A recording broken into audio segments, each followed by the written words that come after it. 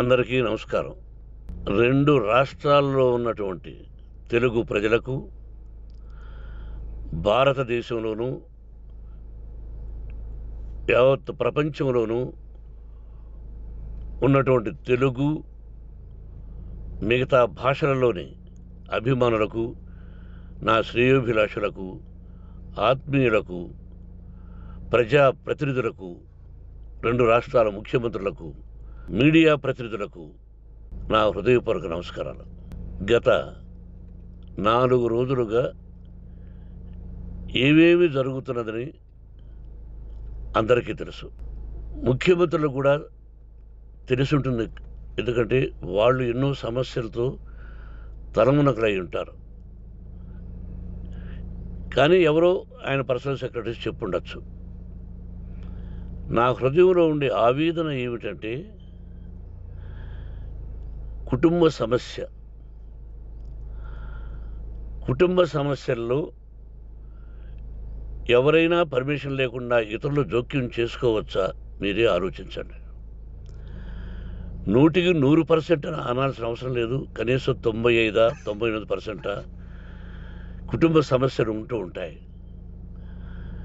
అంటే మేమంతా నటులం కాబట్టి మా విషయాలు, పాపులర్గా ఉన్నటువంటి రాజకీయ నాయకుల విషయాలు, కొంతమంది ఉన్నవి లేనివి, లేనివి ఉన్నవి చెబుతూ ఉంటారు.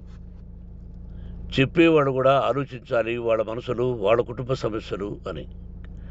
ఇదంతా ప్రజలకు తెలుసు.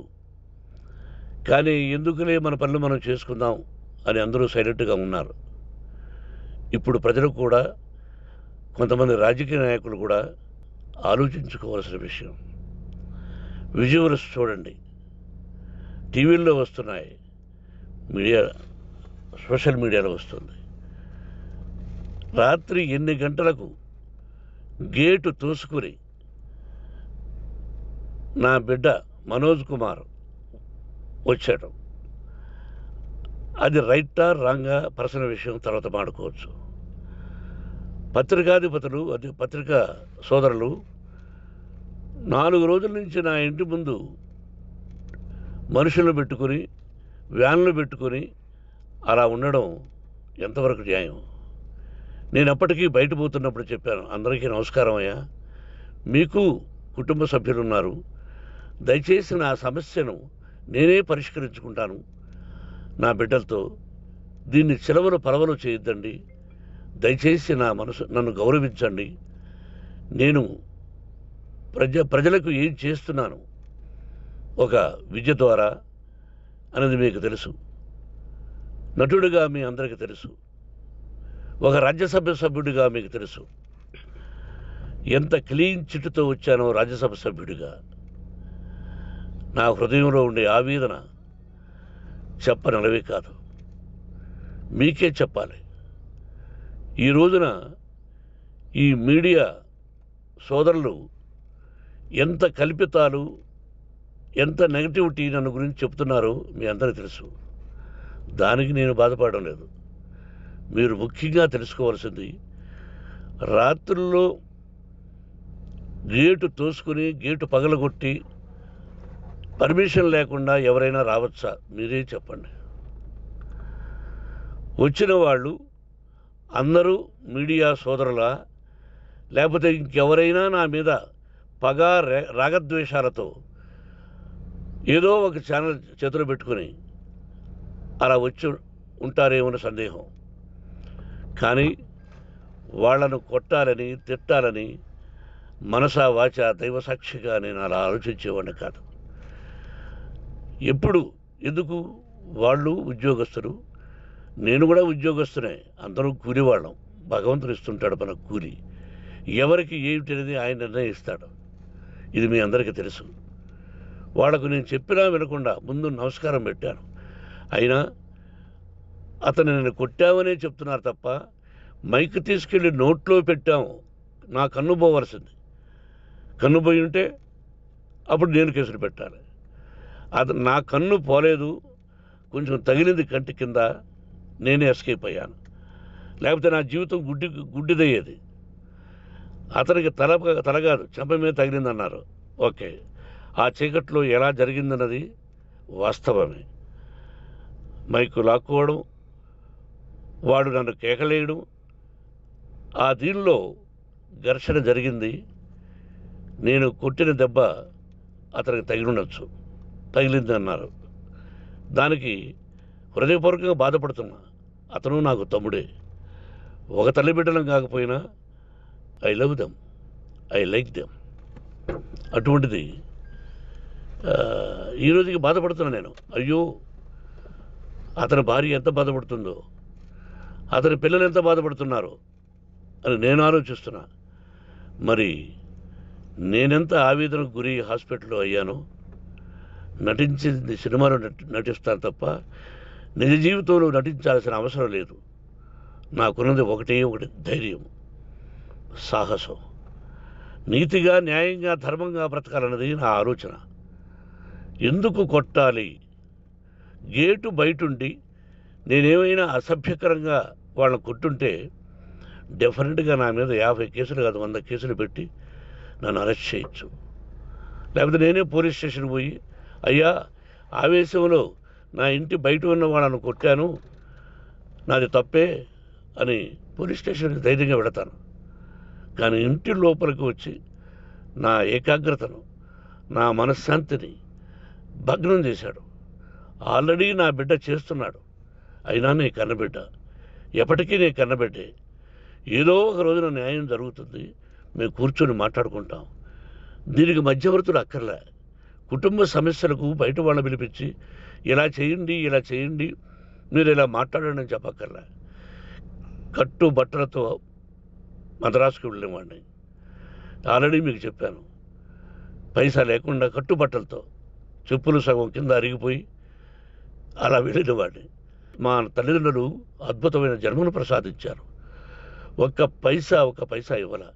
నా కష్టార్జితంతో నేను సంపాదించి ఈరోజు నేను కులమతాలకు అతీతంగా 25% ఫ్రీ ఎడ్యుకేషన్ ఇస్తూ, నా స్థాయిలో నాకు తగిన సహాయం చేసుకుంటూ, వరద బాధలు వచ్చినా, ఇంకోటి వచ్చినా, అన్నయ్య ముఖ్యమంత్రిగా ఉన్నప్పుడు కూడా ఎన్నో చేశాను. బట్ అవి మర్చిపోయి ఈరోజు కొట్టింది మాట్లాడుతున్నారు. ప్రజాప్రతినిధులారా, నా అభిమానులారా, తెలుగు ప్రజలారా, తమిళ, మలయాళం, కన్నడ అభిమానులారా, ఆలోచించండి. నేను చేసినది తప్పు, కొట్టినది తప్పు. ఏ సందర్భంలో కొట్టాల్సి వచ్చింది? మీ ఇంటికి దూరితే ఒప్పుకుంటారా? మీ ఏకాగ్రతను భగ్నం చేస్తే ఒప్పుకుంటారా? మీరే ఆలోచించండి.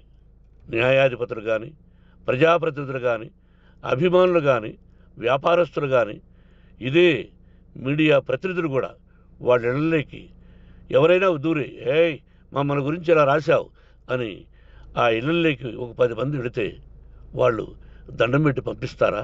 ఏం చేస్తారు చెప్పండి? మీకు టీవీలు ఉన్నాయి, మాకు టీవీలు లేవు. నేను కూడా రేపు టీవీ పెట్టచ్చు. అది కాదు గొప్ప. నా హృదయపూర్వకంగా చెప్తున్నా, అతని మనసును బాధ పెట్టినా, అతను గాయమైన దానికి చాలా చింతిస్తున్నాను. చింతించే లాభం ఏమిటండి అంటే, మరి ఏం చేయాలి? మీరు చేసిందేంటి? మళ్ళీ చెప్తున్నా, అసలు అతను నిజంగా జర్నలిస్టా కాదా అని ఆ చీకట్లో నాకు ఎలా తెలుస్తుంది? టీవీ 9 అని నాకు ఎలా తెలుస్తుంది? ఏదో ఒక కంటి మీదకి ఒక మైక్ వచ్చింది, దానికి అబక్కం లాక్కున్నాను. ఇది వాస్తవమే, అసత్యం కాదు. అది టీవీ 9, ఆ టీవీ 9 మైక్నే లాక్కోవాలి. అది ఏంటండి? నేనేమన్నా మూర్ఖుడినా? వాళ్ళందరూ నాకు కావలసిన వాళ్ళే. ఈ రోజున ఆ రజనీకాంత్, అతను కూడా ఎన్నో ఫోన్లు నేను చాలా సందర్భాల్లో మాట్లాడున్నాను. ఇట్స్ లైక్ మై సన్నా, లేకపోతే బ్రదరా, అలా ఉంటాం. మరి ఈ విషయంలో మాత్రం మీరు అందరూ అంటే మీరు చేసినది తప్పు అని మీరు ఒక్కరు అనలేదే. కానీ జర్నలిస్టు సోదరులు, ఒక ఆడపడుచు, దాదాపు ఒక 5-6 మంది ఆడపడుచులు, ఒక 5-6 మంది సోదరులు, వాళ్ళందరూ మాట్లాడారు. కొట్టడం తప్పైనా ఏ సందర్భంలో కొట్టవలసి వచ్చింది, ఇవన్నీ క్లియర్గా మాట్లాడారు. ఆయన్ని మీరు చెప్పరు. కాబట్టి పైన భగవంతుడు చూస్తున్నాడు. పోలీస్ అంటే నాకు ఇష్టం. ప్రజలను కాపాడవలసిన బాధ్యత వాళ్ళది, రక్షణ కల్పించవలసింది. నా విద్యాలయానికి కూడా ఐపీఎస్లు ఐఏఎస్లు అయిన విద్యార్థులు ఉన్నారు. వాళ్ళకు న్యాయం ధర్మం నేర్పించి పంపించాను నా ఇన్స్టిట్యూషన్లో. But they are perfect.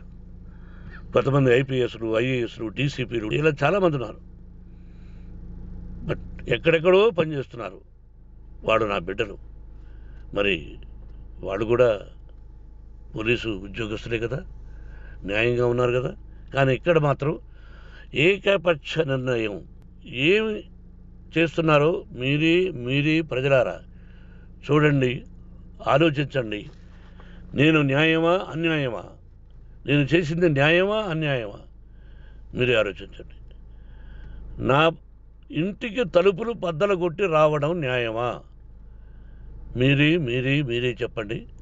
ఎల్లప్పుడూ మీ ఆశీస్సులు కోరుకునే మీ మోహన్ బాబు. నమస్కారం. Hi guys, this is Hari Shankar. Hi, నేను మీ శ్రీ విష్ణు. Hi అండి, ఇది Tarun Bhaskar. Hi, this is Vijay Antony. Hi, this is Prashant Verma. Hi, this is Megham Srihari. Hi, నేను మీ Sandeep కిషన్ని. This is Ada Sharma. Please subscribe to India Glitz IG Telugu. Please subscribe to IG Telugu. IG Telugu. Please subscribe to IG Telugu.